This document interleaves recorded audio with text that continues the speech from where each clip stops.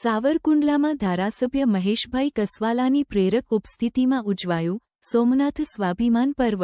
અતૂટ આસ્થાના 1000 વર્ષ સાવરકુંડલાના શિવાલયમાં ગુંજ્યા હર હર મહાદેવના નાદ। ધારાસભ્ય શ્રી મહેશભાઈ કસવાલાએ કરી લોકકલ્યાણની પ્રાર્થના। સોમનાથના 1000 વર્ષ સાવરકુંડલાના રિદ્ધિ સિદ્ધિનાથ મહાદેવ મંદિરે લઘુરુદ્ર અને મહાઆરતીમાં ઉમટ્યું માનવ મહેરામણ।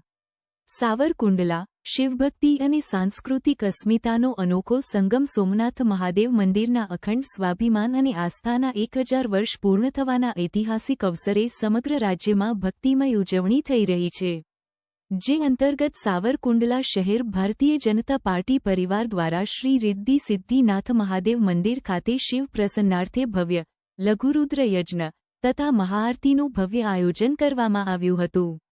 આ કાર્યક્રમ સાવરકુંડલા લીલિયા વિધાનસભાના લોકપ્રિય ધારાસભ્ય શ્રી મહેશભાઈ કસવાલાની વિશેષ ઉપસ્થિતિમાં સંપન્ન થયો હતો।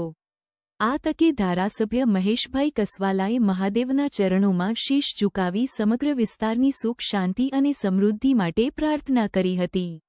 આ કાર્યક્રમને સફળ બનાવવા માટે શહેર ભાજપના હોદ્દેદારો, વિવિધ મોરચાના કાર્યકરો અને સામાજિક અગ્રણીઓએ જહેમત ઉઠાવી હતી।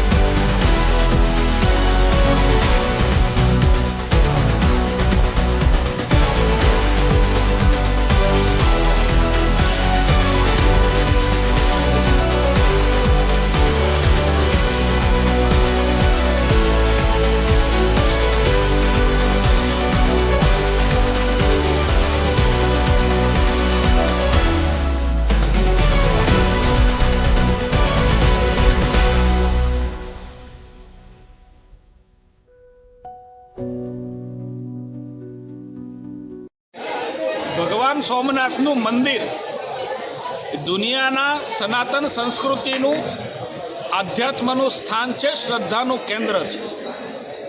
વર્ષો સુધી ઇતિહાસ એનો સાક્ષી છે કે વર્ષો સુધી એના ઉપર આક્રાંતાઓએ આક્રમણ કર્યું છે, લૂંટવાના પ્રયાસ કર્યા છે, પરંતુ મારો ભગવાન શિવ આજે પણ ત્યાં બિરાજમાન છે। એમના પર થયેલા આક્રમણોની તવારીખ જોઈએ તો એને 1000 વર્ષ થયા છે આજે, અને ત્યારે 1000 વર્ષમાં અનેક વખત આક્રમણો છતાં પણ દેવોનો દેવ મહાદેવ એનું ભવ્ય મંદિર આજે સોમનાથની અંદર છે। 1000 વર્ષ પૂર્ણ થાય છે ત્યારે દેશના યશસ્વી પ્રધાનમંત્રી પોતે પણ આ અવસરે સોમનાથ પધારી રહ્યા છે। આપણું સૌનું આસ્થાનું કેન્દ્ર છે।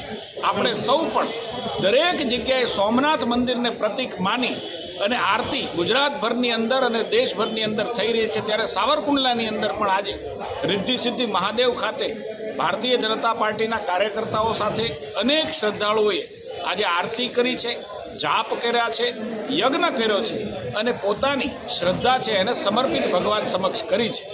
હું આશા રાખું કે અહીંયા પધારેલા તમામ લોકો પણ ભગવાન સોમનાથ એના દર્શને આ 3 દિવસના ભવ્ય કાર્યક્રમમાં જશે અને પોતાની શ્રદ્ધા છે એને ત્યાં પણ સમર્પિત કરશે।